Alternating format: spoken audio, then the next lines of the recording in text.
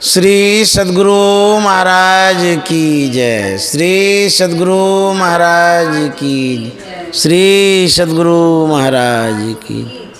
नमामि अमित ज्ञान रूपम कृपालम अगम बोध दाता सुबुद्धि निधि विशालम क्षमाशील यति धीर गंभीर ज्ञानम धर्म कील दृढ़ थीर समधीर ध्यानम जगत त्राणकारी अघारी उदारम भगत प्राण रूपम दया गुण्य पारम नमो सद गुरु ज्ञान दाता सुस्वामी नमामि नमामि नमामि नमामि श्री सद्गुरु महाराज की जय।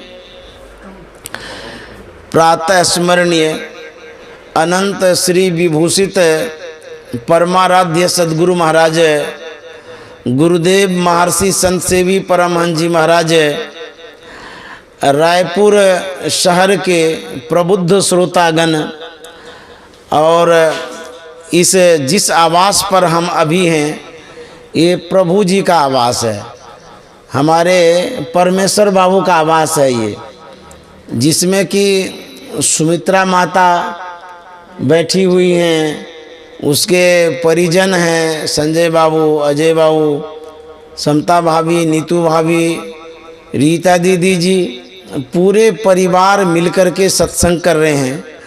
यह बड़ी खुशी की बात है कि सुमित्रा माता ने अपने परिजन को, परिवार को, बच्चे को गुरु महाराज के ज्ञान के खूंटा में बांध दिए, पूरा ज्ञान का रस्सी लगा दिए हैं कि इधर उधर न भाग सके।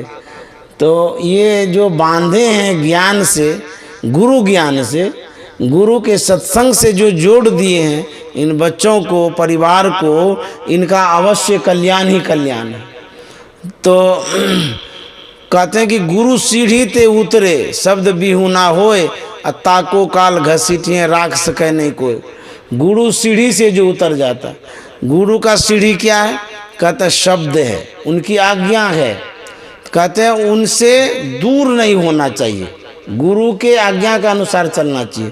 तो इस परिवार में, इस घर में सभी सदस्य गुरु आज्ञा का पालन करते हैं और गुरु के ज्ञान के अनुसार चलते रहते हैं।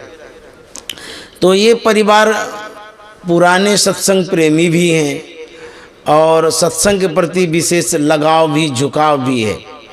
हम लोग शांति संदेश से गुरु महाराज के प्रवचनों को सुन रहे थे, उसमें हम लोगों ने सुना एक सहजोबाई का पद्य। सहजोबाई के पद्य में हम लोग सुन रहे थे कि चलना है रहना नहीं, चलना विश्वाबीस, सहजो तनिक सुहाग पर कहाँ गुथावे शीस। हम लोगों का जो जीवन है अनस्थिर जीवन है और अस्थाई जीवन है और यहाँ से एक दिन जाना होगा। हम आँख से देखते हैं प्रत्येक दिन कोई न कोई संसार से जाता है। तो सहजोबाई कहती है चलना है, कहाँ चलना है? कहेंगे चलेंगे तो कहाँ चलेंगे, इसका तो था पता नहीं है। कहते हैं 84 लाख योनि में चले जाएंगे, मृत्यु होगी, निम्न योनि में चले जाएंगे। इसीलिए कहा चलना विश्वाबीस, चलते ही रहेंगे। मानव का जन्म है, फिर अन्य योनि में चले जाएंगे। सहजो तनिक सुहाग पर कहाँ गुथावे शीस। उनके गुरुजी ने कहा था कि सहजो मांग जो सजाया जा रहा है, गूथा जा रहा है, यह जीवन क्षणभंगुर है, समाप्त होने वाला है, कुछ काल के लिए है। तो क्या करना चाहिए? उनको गुरुजी ने उपदेश दिया, आदेश दिया, संदेश दिया कि भजन करो, संसार छूटने वाला है इसलिए भजन करो। तो उन्होंने क्या किया? सहजोबाई सब कुछ छोड़ करके भजन में लग गई। अब भजन ऐसी कि भजन करते करते वो भगवान को प्राप्त कर ली, मोक्ष को प्राप्त कर ली। तो उनके गुरुजी ने ये सिखाया, हम लोगों को भी गुरुजी ने सिखाया। गुरु महाराज ने जो अभी बतलाया ये गुरुजी का ही तो ज्ञान था। तो गुरु महाराज कह के गए कि हम लोगों को याद रखना चाहिए कि यह शरीर छूटेगा और इस संसार से हम जाएंगे। कहाँ जाएंगे इसका पता नहीं है, लेकिन शास्त्र और संत कहते हैं यदि सत्संग करेंगे, ध्यान करेंगे तो मानव शरीर मिलेगा, अच्छे लोक में जाएंगे, श्रीमान के यहाँ जन्म होगा। जैसे इस घर में जिस बच्चे का जन्म हुआ वो बच्चा कोई न कोई योगी होंगे, सत्संगी होंगे, तभी तो इस घर में आए। श्रीमान का घर मतलब सज्जन का घर, शिक्षित घर और साधु का घर, जहाँ सत्संग भजन होता हो वही तो श्रीमान का घर है। तो इस घर में जो सदस्य हैं अवश्य पिछले जन्म में अच्छे कर्म किए होंगे, तब इस जन्म में इस घर में आए। और इस घर का माहौल देखिए सत्संगमय है, सब कोई सत्संग करते हैं, भजन करते हैं। तो इस घर में जो जुड़े हैं योगी कोई होंगे, किसी योगी कुल के होंगे। तो इस तरह से जब संस्कार हम डालते हैं अपने ऊपर, सत्संग का संस्कार, ध्यान का संस्कार, तो यह संस्कार लेकर के हम शरीर छोड़ते हैं, मरते हैं, तो कहते हैं कि हमारा जीवन उच्चतर होता है, उत्तम होता है, विकसित होता है।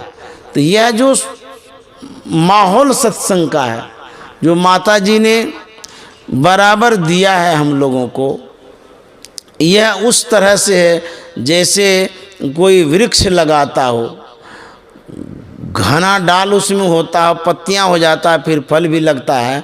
उस वृक्ष के करीब जो रहते हैं उनको सुख शांति मिलती है। देखिए पीपल के वृक्ष के पास बहुत प्राणी रहते हैं, जीव रहते हैं, अपना जीवन चलाते हैं। उसी तरह से यह जो वृक्ष लगाया हुआ है ज्ञान का, इस तले जो भी आएंगे उसको शांति भी मिलेगा, सुख भी मिलेगा। तो इस तरह से ये सत्संग का माहौल है, सत्संग का ये जीवन है। संतों ने कहा न बालक न यौवने न वृद्धि कछु बंद, वह अवसर नहीं जानिए जब आए परे जमफंद। वह अवसर मतलब जो हम लोगों का जीवन है यह समाप्त होने वाला है। कहते हैं बालक भी मर जाता है, जवान भी मरता है और बूढ़ा तो मरता ही मरता है। तो कहते हैं इस जीवन का कोई ठिकाना नहीं है। वह अवसर मृत्यु जब निकट आ जाएगा तब हम क्या करेंगे, कुछ नहीं कर सकते हैं। सूरदास जी महाराज ने लिखा है जा दिन मन पंछी उड़ जई हैं, ता दिन तेरे तन तरवर के सभे पात झर जई हैं। जा दिन मन पंछी उड़ जई हैं। जब तक शरीर है तब तक सम्मान है। सांस जब निकल जाता है ना, उसके बाद सम्मान अपमान कुछ का पता नहीं चलता। उसके बाद कौन जानता है कि क्या होगा नहीं होगा। तो सांस जो है बेशकीमती है। और समय भी, बहुत आदमी समय का उपयोग करते हैं और बहुत आदमी समय का दुरुपयोग करते हैं। कोई अभी तमाशा देखते होंगे, कोई ताश खेलते होंगे, कोई एंजॉय करते होंगे, कोई घूमते होंगे, कोई कमाते होंगे, कोई पढ़ते होंगे, कोई पढ़ाते होंगे, अभी कोई खाते होंगे तो कोई बनाते होंगे। समय लगता है और हम लोग क्या करते हैं, इसी समय हम लोग सत्संग कर रहे हैं। तो कहते हैं जब सत्संग होता है वह समय का सदुपयोग समझा जाता है। सत्संग के घड़ी तो समय का सदुपयोग करना चाहिए। जिसके जीवन में समय का महत्व होता है वह व्यक्ति भी महत्वपूर्ण हो जाता है। तो समय का सदुपयोग करना चाहिए, अपने को रूटीनबद्ध कर देना चाहिए, किस समय क्या करना है नहीं करना है। जिसके पास समय का कोई ठौर ठिकाना नहीं है, वो कब सोएंगे कब जगेंगे कोई पता नहीं, और कब खाएंगे नहीं खाएंगे ये भी पता नहीं चलेगा। तो समय का उपयोग सदुपयोग वही कर सकते हैं जो समय का महत्व समझते हैं। तो यह जो जीवन मिला है कितने दिनों का मिला है, यदि जोड़ते हैं आजकल के समय के अनुसार तो कोई भी कह सकता है कि 80 बरस 90 बरस। अब 100 भी कहने में लोग संकोच करता है कि 100 तो कोई बिरले जीते होंगे, अनुमान करते हैं कि 90 बरस तक जिएंगे। तो 90 बरस को यदि आप डिवाइड करेंगे, बांटेंगे, कैलकुलेट करेंगे तो 90 बरस में आपकी आयु कितनी हो गई, जोड़िए। अभी कितने उम्र के कौन हैं, अपना अपना जोड़ लीजिए। मान लिया जाए किसी का 35 बरस होगा, 40 बरस होगा, 50 बरस भी होगा, किसी का हो सकता है। ये जो 50 है ये तो चला गया, अब आपके हाथ में नहीं है। हो सकता है अब 40 हुआ या 50 और हो सकता है। आयु उतनी लंबी नहीं होती है, फिर भी मान सकते हैं 50 तो चला गया, अब 50 बाकी है। अब 50 जो है उसको हम किस काम में लगाएंगे, क्या करेंगे उस 50 वर्ष उनको। अब 50 बरस में 25 साल तो आप सोने में गंवाएंगे, रात में सोते ही हैं। 25 वर्ष बचा। अब उस 25 वर्ष को आप अपने लौकिक जीवन के लिए देंगे कि पारलौकिक जीवन के लिए देंगे। यदि आप कमाने में, खाने में, गपियाने में लगाते रहेंगे तो फिर तो वो भी 25 चला जाएगा, बचेगा तो कुछ भी नहीं। हमारा जो जीवन है, इस शरीर को जो देखते हैं इतना ही जीवन नहीं है, इसके अतिरिक्त भी जीवन है। शरीर तो यही संसार में जल करके राख हो जाएगा, यहीं पर समाप्त हो जाएगा। शरीर जाएगा क्या, कहता है हम जाएंगे, जीवात्मा यहाँ से निकल करके जाएगा। तो कहते हैं हम जो शरीर में रहने वाले हैं, हम जो जाएंगे तो लेके क्या जाएंगे, यहाँ से क्या तू लाया, वहाँ से क्या तू लाया बंदे, यहाँ से क्या ले जाएगा, मुट्ठी बांधे आया जग में, हाथ पसारे जाएगा, मुट्ठी बांधे आया जग में, हाथ पसारे जाएगा। नाम हरि का जप ले बंदे, फिर पीछे पछताएगा। संत महात्मा सोच के समझ के कहते हैं और उनको हम लोगों से कुछ हिसाब किताब नहीं है। वो जो भी बोलते हैं सही बोलते हैं, सत्य बोलते हैं।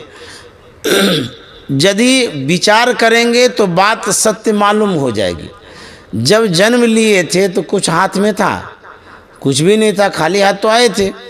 जब मरने लग जाते हैं तो कुछ भी हम पकड़ ही नहीं पाते हैं। उस समय इतनी कमजोरी हो जाती है, इतनी विस्मृति हो जाती है कि हम कोई भी चीज़ हाथ में रख भी नहीं सकते हैं, इतने बीमार हो जाते हैं मरणासन अवस्था में।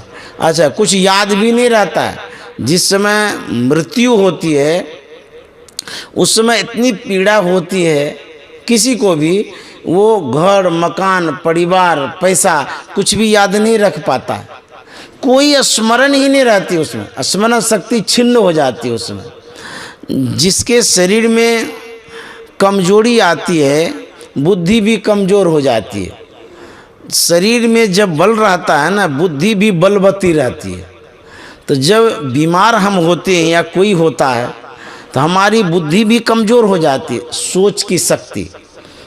कभी कभी देखे होंगे या सुने होंगे, कहते होंगे कि देखिए ये तो सब कुछ भूल गए, कुछ भी याद नहीं है। पूछते हैं कि आपको याद है कि आपके अलमीरा में कितना पैसा है, वो बोल भी नहीं पाता है, क्या याद रखेगा। तो कहते हैं कि स्मरण शक्ति घट जाती है, कमजोरी के कारण, बीमारी के कारण, अस्वस्थता के कारण हमारी बुद्धि काम नहीं करती। शरीर काम नहीं करता है, बुद्धि भी काम नहीं करती है, मन भी कमज़ोर हो जाता है, आत्मबल कमज़ोर हो जाता है उस अवस्था में। तो कहते हैं वो जो अवस्था है उस अवस्था में क्या कर पाएंगे? कुछ नहीं कर पाएंगे। वो अवस्था सब कुछ भुला देने का ही है, भुला ही जाता है, लोग याद रहता ही नहीं है। तो संत महात्मा कहते हैं जब तक आपके शरीर में बल है तब तक आप भजन कर लीजिए। शरीर में शक्ति है तब भजन कर सकते हैं, और नहीं तो कमजोरी आ जाएगी तो भजन नहीं हो पाएगा। यदि आप दृष्टियों की क्रिया करते हैं और शरीर में एनर्जी नहीं है, ताकत नहीं है, आपकी दृष्टि स्थिर नहीं हो सकती है। क्यों? शरीर पर भी डिपेंड करता है। शरीर आपका यदि स्वस्थ है, सबल है, सशक्त है, तब आप साधना भी कर सकते हैं। जो साधक होते हैं अपने को संयमित रखते हैं, संयम में रखते हैं, उनके पास अद्भुत शक्ति होती है, तब वो साधना में आगे बढ़ पाते हैं। जो सर्वसाधारण है अपने शक्तियों को, शारीरिक बल को संसार के कारोबार में ही लगा करके खपत कर देते हैं। बाबा देवी साहब ने कहा है आप इतना न थक जाइए, संसार के कामों को इतना न करिए कि आपका शरीर भजन करने लायक ही न रहे, तो क्या भजन करिएगा? बहुत आदमी है कुदाल चलाता है, किसान है, मजदूर है, इतना कुदाल चलाता है, चलाते चलाते घर आता है, शरीर थक जाता है, चूर चूर हो जाता है, बैठता है ध्यान करने के लिए, वो शरीर में इतना आलस आ जाता है, वो ध्यान नहीं कर पाता। ताकत ही नहीं रहेगा शरीर में तो ध्यान क्या करेंगे? तो बाबा देवी साहब ने कहा है कि शरीर में इतना ताकत जरूर रहना चाहिए जिससे कि हम भजन में ठीक से बैठ पाएँ। हम शरीर को एकदम पूरा रगड़ करके काम लेते हैं, चाहे खेत में हो, कारोबार में हो, व्यापार में हो, किसी भी काम में हो, उतना ना शरीर को आप पेड़ दीजिए कि शरीर से कोई काम ही ना हो सके, खाट पर आते ही लुढ़क जाएंगे। बहुत आदमी काम करके और उसके बाद ध्यान करने के लिए बैठता है तो जो विशेष काम करके थक जाता है उनको तुरंत आलस आ जाता है, या शरीर में दर्द होने लगता है, पैर दर्द करने लगता है, और आलस ऐसा आता है कि भजन होता ही नहीं।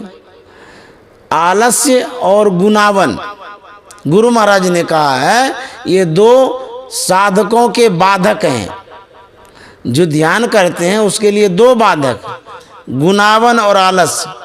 गुनावन कहते हैं संकल्प विकल्प को। जब हम बैठते हैं ध्यान करने के लिए कुछ न कुछ संकल्प होते रहता है, कामनाएं होती रहती है, मन कुछ सोचते रहता है। अब गुनावन ये हो गया। उसके बाद आलस्य, जब हम ध्यान करने के लिए बैठते हैं तो ये मन की जो चंचलता है वो कम होना शुरू हो जाता है, मन का उछल कूद। तो जब मन का उछल कूद कम होने लगता है तो ये सो भी जाता है, क्योंकि ध्यान जो है ये मुलायम सैया है। यदि आपको संसार में कहीं नींद नहीं आती हो, आप सत्संग में बैठिए, देखिए नींद आ जाएगी, बिना टैबलेट का आपको नींद आएगी। लेकिन बाबा लोग सोने भी नहीं देता है। जैसे ही नींद आएगी बाबा लोग टोक देते हैं, आप सोते हैं। अब ले, संसार के कामों को करते करते तो हम सत्संग में आए हैं, संसार के कामों में नींद कहाँ आती है, और सत्संग में नींद आती है तो बाबा सोने भी नहीं देते हैं। तो कहते हैं कि जब सत्संग में बैठते हैं तो आलस विशेष आता है, जब ध्यान करते हैं तो घेरता है, वो सुला देता है, तो हमारी गति निम्न हो जाती है, हमारी सूरत नीचे चली जाती है, अंधकार की ओर बढ़ जाती है सोने में। इसलिए सोने के लिए जो समय है उस समय सोइए, और साधना के समय सावधान रहिए कि नींद ना आवे, सचेत रहिए, सावधान। तो दो बाधक है ध्यान के समय, गुनावन और आलस्य। इनसे गुरु महाराज कहते हैं बचने के लिए। कोई कोई सावधान तो रहते हैं, ध्यान में बैठे हैं, सावधान है, लेकिन संकल्प विकल्प जब होने लगता है उनका ख्याल सौदा खरीदने में चला जाता है, काम में चला जाता है, अच्छे विचारों में चला जाता है, यदि शादी विवाह होने वाला है तो कपड़ा लत्ता खरीदने के लिए बाजार चले जाते हैं मने मन, या हिसाब किताब करने लग जाते हैं कि क्या खरीदारी करेंगे कैसे करेंगे। उससे पूछा जाए कि भाई आप बैठे थे ध्यान करने के लिए, ये क्या सोचने लगे? बोले अच्छी चीज़ तो है। अरे ये आपका सोचना घर के कारोबार के विषय में अच्छा तो है, लेकिन क्या ध्यान में बैठने के लिए जो कहते हैं गुरु महाराज ने जो कहा है कि कुछ भी मत सोचो, ये अच्छा नहीं है। सबसे अच्छा है कि कुछ भी मत सोचो, तब लक्ष्य में लगा के रख। आंख बंद करते हैं ना, आंख बंद जब करते हैं लक्ष्य में लगाने के लिए, इधर कुछ भी नहीं सोचना है। ध्यानं निर्विषयम मनः, ध्यानम शून्यगतम मनः। मन में कुछ भी ना रहे तब साधना होगी। यदि मन में कुछ रहेगा तो फिर मन में जो कुछ है वही न होगा। आप जो कुछ सोचिएगा वही न बनिएगा। तो कहते हैं मन में कुछ ना रहे तो क्या रहे? कुछ नहीं रहे तो कुछ तो होना चाहिए। कहते हैं मन में यही रहे जो संत सदगुरु ने बताया है करने के लिए, अर्थात मन में जप रहे, गप नहीं रहे। उसके बाद ध्यान रहे, जो गुरु महाराज ने रूप का ध्यान करने बता वही मन में रहे। फिर दृष्टियों की क्रिया करते हैं तो बिंदु की प्राप्ति का मन में रहे, तब न हुआ। अब मन में हजारों बात घुमाते रहेंगे, कहेंगे मन नहीं लगता है, तो मन कैसे नहीं लगेगा? भाई आप दूसरी जगह मन को लगा के रखें। साधना करने में 3 दृष्टियों का वर्णन पाते हैं। 3 दृष्टि क्या है? साधना जब हम करते हैं, एक है आमा दृष्टि, प्रतिपदा दृष्टि, पूर्णिमा दृष्टि। ये जो साधना करते हैं, इन दृष्टियों के द्वारा हम साधना करते हैं। कैसे? जैसे आमा दृष्टि किसे कहते हैं?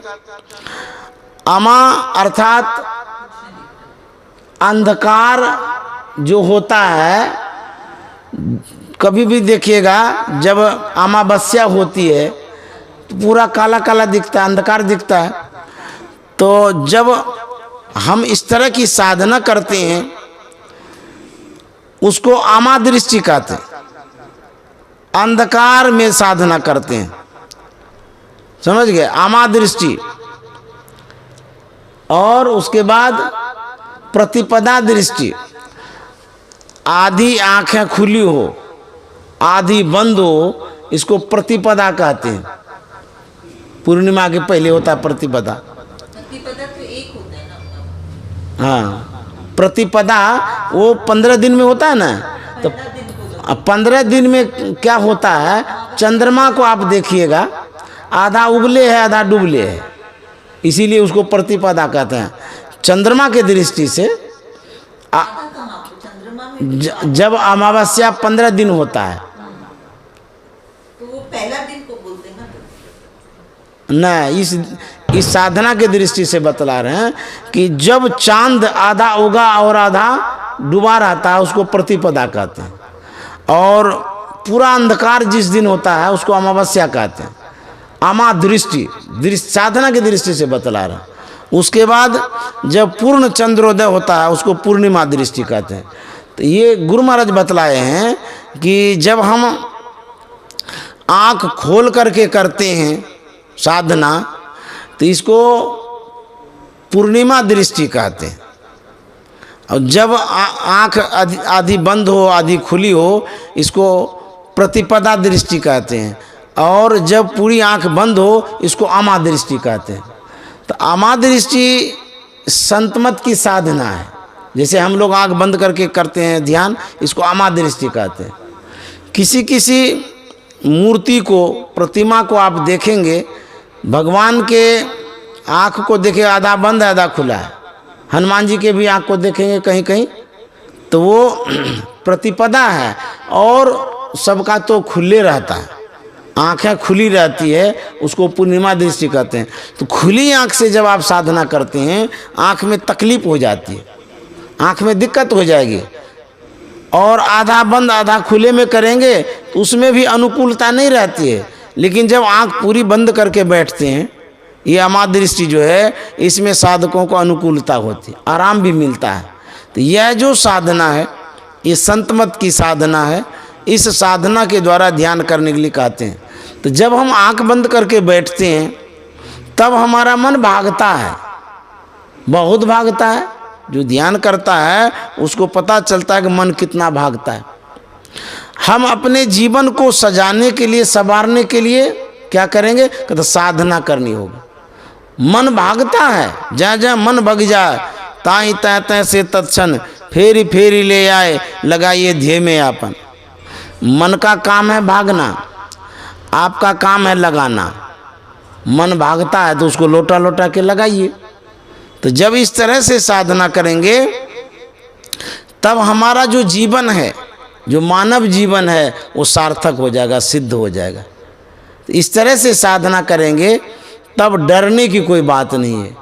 नहीं करते हैं उसके लिए कहा गया है, लग 84 भरम के पाँव पे अटके आए, अब की पासा ना पड़े तो फिर 84 जाए, 84 लाख योनि में चले जाएंगे जो ध्यान नहीं करेंगे। यही संस्कार भगवान बुद्ध ने भी दिया था। भगवान बुद्ध ने जो सिखाया, भगवान बुद्ध ने जो ज्ञान दिया लोगों को, यही ज्ञान दिया था। भगवान बुद्ध को कोई चीज़ की कमी थी? राजा का लड़का था, पैसे की कमी नहीं, साधन की कोई कमी नहीं, व्यवस्था की कमी नहीं। फिर घर छोड़ दिए, परिवार छोड़ दिए, कुटुंब छोड़ दिए, साधना के लिए निकल पड़े। क्यों? इसलिए ये परम जरूरी है। शरीर यहीं रह जाएगा, हम यहाँ से चले जाएंगे, तो जो साथ में जाएगा उसकी व्यवस्था क्यों न कर लें? तो भगवान बुद्ध ने यही किया। संसार की वस्तुएं तो छूटबे करेगी और संसार के व्यक्ति संबंधी भी छूटेंगे। तो भगवान बुद्ध ने सोचा कि ये जब छूटने ही वाला है तो पहले छोड़िए दो, उसके बाद चलो ध्यान करने के लिए। भगवान बुद्ध के जीवन से हम लोगों को सीखने को मिलता है। भगवान बुद्ध का जब जन्म हुआ था तो हम लोग ज्योतिष को दिखाते हैं ना, हस्तरेखा। उनके पिताजी ने भी ज्योतिष को बुलाया और नहीं ठीक है, ज्योतिष को बुलाया तो कहा कि देखिए तो इसका हाथ। जब हाथ देखा गया, ज्योतिष ने कहा ये बच्चा तो बड़ा अच्छा है, भाग्यशाली है। इसकी हस्तरेखा बताती है यदि ये घर परिवार में रह गया तब तो ये सम्राट बनेगा, इसके भाग्य में है। इनकेस यदि ये गृह त्याग कर देता है तो संत बनेगा। उनके पिताजी तो बड़े अचंभित हो गए, दो बात। तो बोले ये घर कैसे छोड़ेंगे? बोले इसमें इसका लक्षण है, यदि कभी ये बूढ़े को देखेंगे, बीमार को देखेंगे, मरे हुए आदमी को देखेंगे, योगी को देखेंगे, महात्मा को देखेंगे, इनको वैराग्य हो जाएगा और ये घर त्याग देंगे, चले जाएंगे घर छोड़ करके और ये संत बन जाएंगे साधना करके। उनके पिताजी ने सोचा बाप रे बाप, ये घर छोड़ देंगे, ये राजपाट कौन संभालेगा? कोई भी पिता न पुत्र को छोड़ना नहीं चाहता है। उसके मन में यही होता है कि जो हम कर रहे हैं वही करे, जो कारोबार हम कर रहे हैं पुत्र भी वही करे और उसी कारोबार को संभाले। क्योंकि पिता को भी पता नहीं है ना आगे करेंगे क्या, न पता है न बताता है बच्चे को।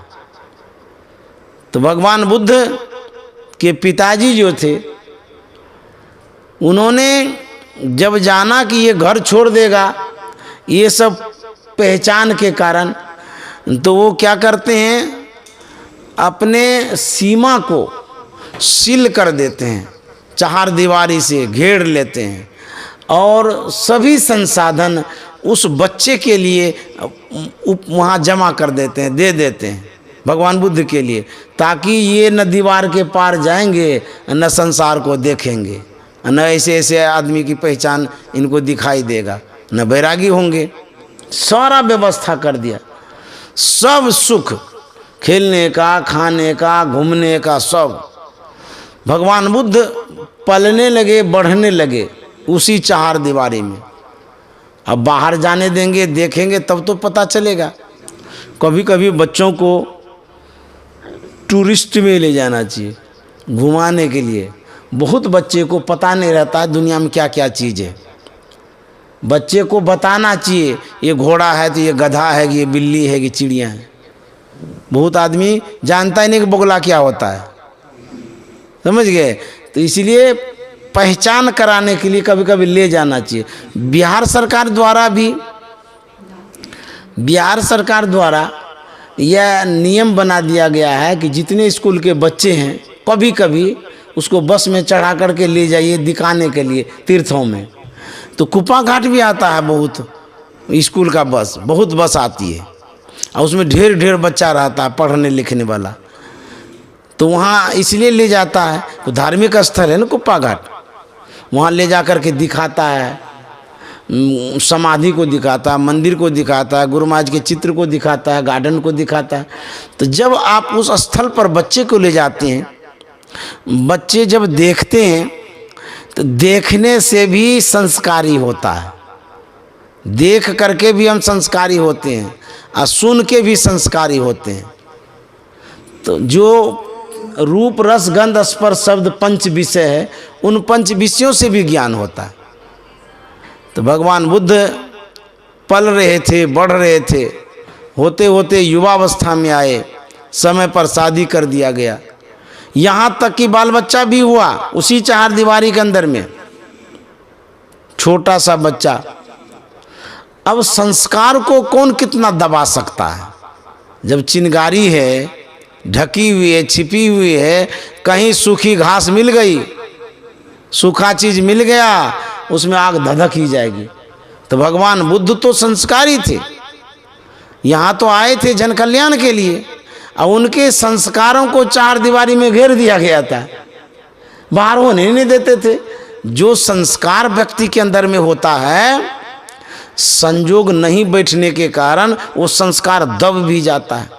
आप बहुत बड़ा कारोबार कर सकते हैं, अंबानी जैसा बन सकते हैं, लेकिन जब आप चार दीवारी में रहेंगे तो आप नहीं बन सकते हैं। उस दीवार के पार जाना होगा, आपकी जो सीमा है बढ़ानी पड़ेगी। आप जहां तक सोच रहे हैं कारोबार करने का, उससे भी और आगे सोचिए। जहां तक आप जाते रहते हैं उससे भी आगे जाइए। हमारे प्रभु जी थे, उनकी अटैची बंधी रहती थी, मैंने देखा। हम यहाँ सत्संग कर रहे हैं, अटैची उठाए चल दिए, कहाँ कलकत्ता, कहाँ तो बम्बई, चलते रहते थे। देखिए उनकी सीमा कहाँ तक जाती थी। जहाँ जहाँ वो जाते थे, कारोबार करते थे, बातचीत करते थे, घूमते फिरते थे। तो सीमा को बढ़ाइए, क्षेत्र को बढ़ाइए, चार दीवारी में मत रहिए। इसी चार दीवारी में रहेंगे तो इतने तक नाम होगा। आज हमारे जो प्रधानमंत्री आदरणीय नरेंद्र मोदी जी हैं, अब देखिए वो कहाँ कहाँ जा रहे हैं। लोगों को आश्चर्य भी लगता है, कितना जाते रहते हैं विदेश यात्रा में। तो इससे क्या होता है, संबंध बढ़ता है, सिद्धि बढ़ती है, शक्ति बढ़ती है। तो सीमा के पार जाइएगा तब ना। आप एक कुएं में घूमते रहिएगा मेढक के तरह, तो कुएं भर का ना आपको पता चलेगा। अब ये जाते हैं तो बहुत लोगों को जलन भी होता है, इतना क्यों घूमते रहते हैं। भाई उसे लाभ भी तो है। जितना देश ये भ्रमण करता है, उस देश से संबंध होता है, मित्रता होती है, वो देश सहयोग भी करता है। इसीलिए कहता अपने सीमा को पार करिए। भगवान बुद्ध को सीमित कर दिए थे, उनके पिताजी जान ही नहीं देते थे डर से कि चले जाएंगे तो वैरागी हो जाएंगे। लेकिन संस्कार जो है वो लेके जाता है। एक दिन भगवान बुद्ध के मन में होता है, बड़े हो गए थे, बाल बच्चा हो गया था, कि दीवार के पार में क्या है, कभी तो हम गए नहीं। अपने सारथी से कहता है, छंदक से, कि रथ पर सवार हो, चलो यहाँ से पार चलो। तो अब उनके पिताजी सोच लिए थे, अब तो ये जाएंगे नहीं कहीं, बैरागी होंगे नहीं, अब तो बड़े हो गए, बाल बच्चेदार वाले भी हो गए, अब रोक कैसे सकते हैं उतने बड़े आदमी को। तो भगवान बुद्ध रथ पर सवार होकर के चले जा रहे थे। जाते जाते जाते जाते एक बीमार आदमी से भेंट होती है। वो कड़ा रहे थे, तड़प रहे थे, व्याकुल थे। भगवान बुद्ध ने कभी देखा ही नहीं था वैसा आदमी। तो सारथी से पूछते हैं कि ये आदमी, इसको क्या हो गया है, ऐसे क्यों कर रहे हैं। तो छंदक ने कहा कि ये बीमार हो गए हैं, बीमारी के कारण इस तरह से ये कर रहे हैं। भगवान बुद्ध ने कहा बीमारी, बीमारी क्या होती है। बोले कि रोग होता है शरीर में, उसी के कारण पीड़ा होती है, दुख होता है, इसीलिए छटपटाना पड़ता है। भगवान बुद्ध ने कहा क्या मैं भी बीमार हो जाऊंगा। उस सारथी ने कहा शरीरम व्याधि मंदिरम, शरीर रोगों का घर है, जो शरीर धारण किए हैं रोग होगा ही होगा। बोले अच्छा हमको भी रोग होगा। बोले हाँ इस तरह पीड़ा होगी। बोले हाँ जिस तरह का रोग है उस तरह की पीड़ा होगी। भगवान बुद्ध आश्चर्यचकित हो गए, बाप रे बाप, इस तरह से छटपटाता है बीमारी में। फिर कहा आगे रथ ले चलो। जाते जाते जाते एक वृद्ध व्यक्ति से भेंट होती है। भगवान बुद्ध ने पूछा कि ये व्यक्ति तो दूसरे टाइप का लगता है, क्योंकि कभी देखे नहीं थे, चार दीवारी के पार हुए ही नहीं थे। तो पूछता है कि ये क्या है। छंदक ने कहा ये बूढ़ा आदमी है। बोले बूढ़ा आदमी क्या होता है। बोले ये शरीर का गुण है, जन्मना, बढ़ना, उसके बाद बूढ़ा होना, ये अवस्था है, शरीर की अवस्था है। ये जो शरीर है जन्म लेता है, बढ़ता है, बूढ़ा भी हो जाता है। तो बोले कि मैं भी बूढ़ा हो जाऊंगा। बोले हाँ ये गति, शरीर की गति है। आज हम बच्चे हैं तो जवान होंगे, जवान हैं तो बूढ़े होंगे, ये तो होबे करेगा। बोले बाप रे बाप, बूढ़ा भी होता है आदमी। बोले हाँ बूढ़ा होता है, ये शरीर का धर्म है, गतियां हैं, अवस्था है। फिर आगे बढ़े, बढ़ते बढ़ते बढ़ते एक अर्थी को लेकर के आ रहे थे लोग, सब मुर्दा को।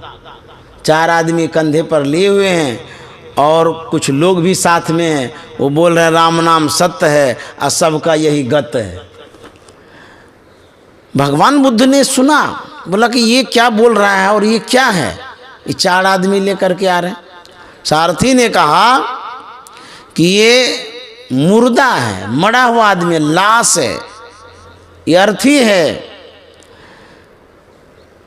तो भगवान बुद्ध ने कहा कि आदमी मरता भी है। बोले हाँ जरा और मृत्यु ये तो धर्म है इस शरीर का। आदमी मरता भी है, जन्म लेता है और मरता है। तो भगवान बुद्ध ने कहा कि मैं भी मर जाऊंगा। बोले हाँ आप भी मर जाएंगे।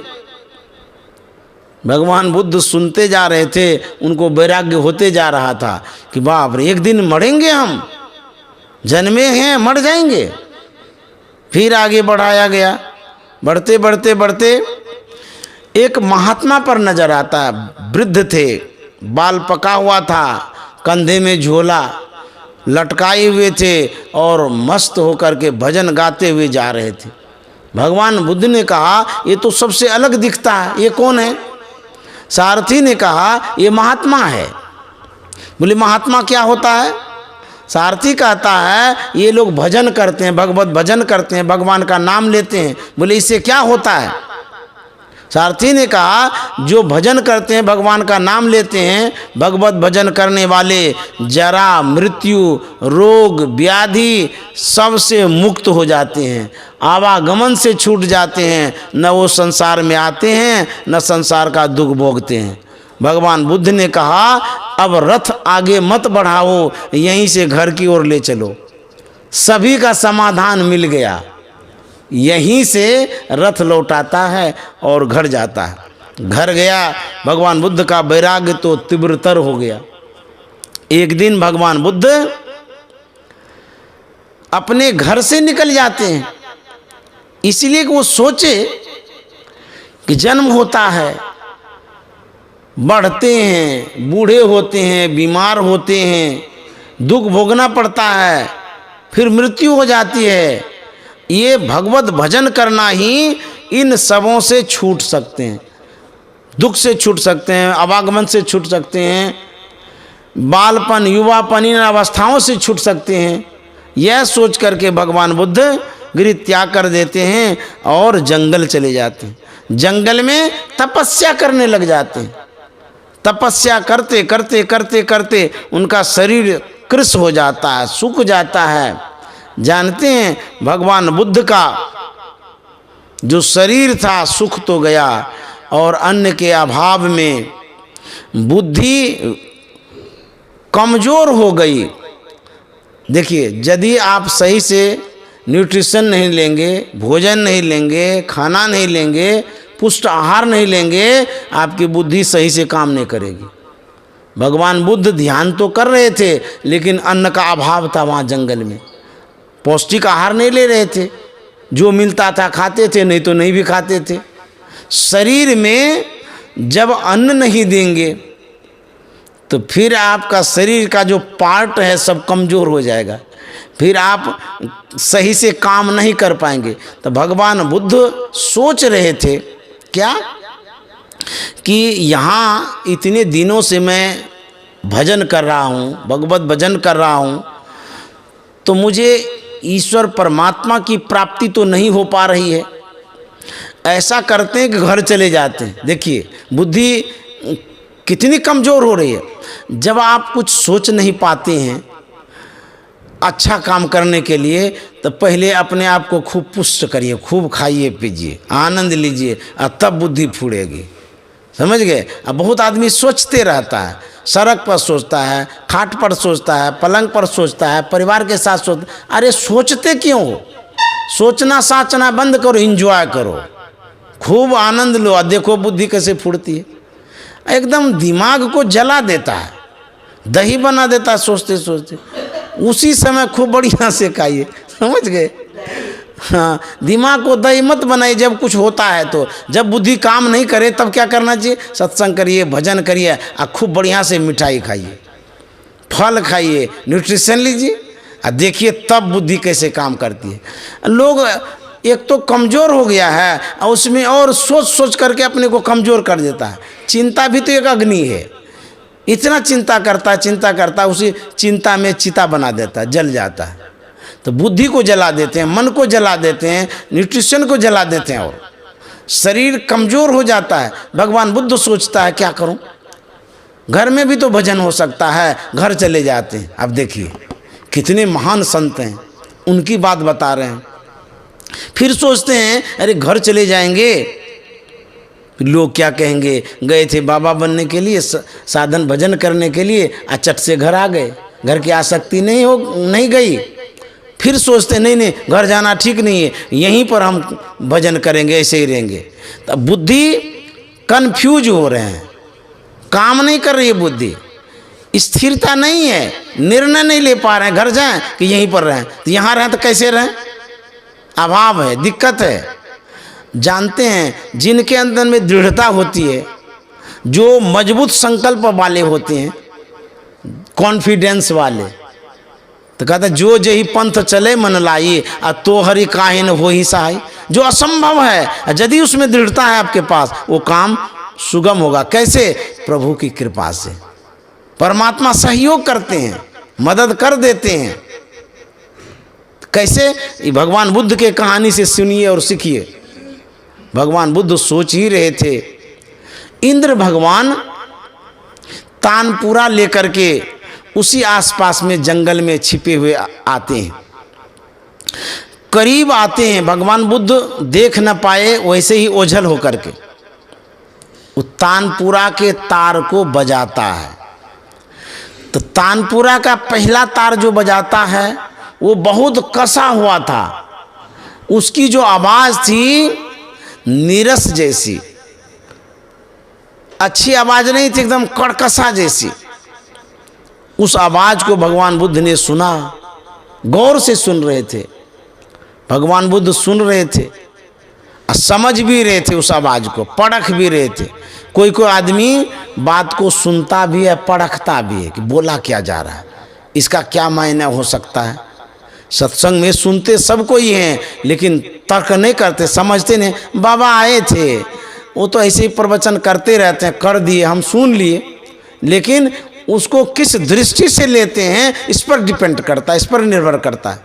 भगवान बुद्ध ने बीना के तार को जो इंद्र ने बजाया उसको सुना, कड़ा कड़कसा जैसा लगा। दूसरा तार बजाता है वो एकदम ढीला था, ठस ठस मालूम हुआ, ये भी भगवान बुद्ध ने सुना। तीसरा तार जब बजाता है वो न कसा था न ढीला था, एकदम अनुकूल था, उसकी आवाज बड़ी मीठी लगी, बड़ी अच्छी लगी। सिर्फ उन आवाजों को सुन करके भगवान बुद्ध निर्णय लेते हैं, समझ जाते हैं कि हम करेंगे क्या, करना क्या है, मैंने क्या किया है। भगवान बुद्ध ने कहा था कि मैंने शरीर रूपी तार को इतना कस दिया, भूखे रखा, प्यासे रखा, काम लेते रहा कि बिना के तार के तरह ये कसा चला गया। इससे अब आवाज जो निकलती है करकसा जैसी। तो शरीर रूपी तार को, जीवन रूपी तार को मैंने कस दिया। फिर सोच रहे थे भगवान बुद्ध कि यदि मैं घर चला जाता हूं तो बीना का जो दूसरा तार है ढीला वाला, मैं ढीला हो जाऊंगा, वहां जाकर के पसर जाऊंगा, भजन नहीं हो सकेगा। इसलिए जाना नहीं है, मन में वैराग्य भी रखना है, भजन करेंगे, लेकिन कैसे, जो तीसरा तार है, न कसा है न ढीला है, मध्यम वाला जो तार है उसी को अपनाना है। तो भगवान बुद्ध ने मध्यम मार्ग अपनाया, न अधिक खाओ न कम खाओ, न अधिक सोओ न कम सोओ, खान पान को संयमित करो। तो इसको मध्यम मार्ग कहते हैं। तो हमारे गुरु महाराज ने भी मध्यम मार्ग का उपदेश दिया है। ऐसा नहीं हो कि बैरागी बन जाओ, सब कुछ छोड़ करके वहाँ अभाव ग्रसित जीवन बिताओ, भजने नहीं हो। घर में हुआ खटपट तो चल बाबा के मठ पर, मठ में हुआ काम तो रमते राम, रमते राम में हुआ फाका तो सबसे बढ़ करके गृहस्थी पक्का। समझ गए? तो कहते हैं कि मध्यम मार्गी बनिए, भजन भी करिए और संसार का काम भी करिए। समझ गए? ये नहीं कि टाइट कर दिए ऐसा हमारा जीवन ही बस लुचुड़ पुचुड़ हो गया, गड़बड़ हो गया, कुछ कर ही नहीं पाएंगे। तो इसलिए भगवान बुद्ध के उपदेश से शिक्षा मिलती है, धन है लेकिन फिर भी भजन धन सबसे बढ़ करके है। भगवान बुद्ध गृह त्याग किए भजन करने के लिए, तो सब सुख यदि धने में मिलता तो भगवान बुद्ध तो राजा का लड़का था, फिर वहीं रह जाते। कहते नहीं, धन से बढ़ करके भजन धन होता है। तो घर गृहस्थी में रह करके भी आप भजन करें, अच्छे से रहिए, अच्छे से खाइए, खुश हो करके रहिए और अच्छे से संसार के कारोबार को चलाइए। और जो आपकी सीमा है, सीमा को पार करिए। क्या सीमा है? आपकी जो बुद्धि है, आपका जो मन है, वो एक सीमा बना लिया है। जैसे आपके जितने परिवार हैं वहीं तक ना आप जाते रहते हैं, उस कुटुंब के पास, उस समाज के पास, दिल्ली जाते हैं तो बम्बई जाते हैं, जहाँ जहाँ जाते हैं, ये सीमा है। आपके सोच की सीमा, आपके संबंध की सीमा, आपकी बुद्धि जहाँ तक काम करती है उसकी सीमा। तो संत महात्मा कहते हैं असीम में चलो, जहाँ तक हम सोच पाते हैं उससे परे चलिए, जहाँ तक हम कर पाते हैं उससे परे चलिए। मोन चलो निजो निके तने, संसार देशे विदेशी बेसे भरमे से क्यों बाहरे, निज निकेतन चलिए।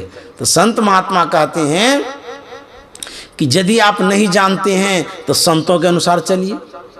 जनली पटोरे प्यारे जग पर देशवा, सुख कछु इहवा नहीं।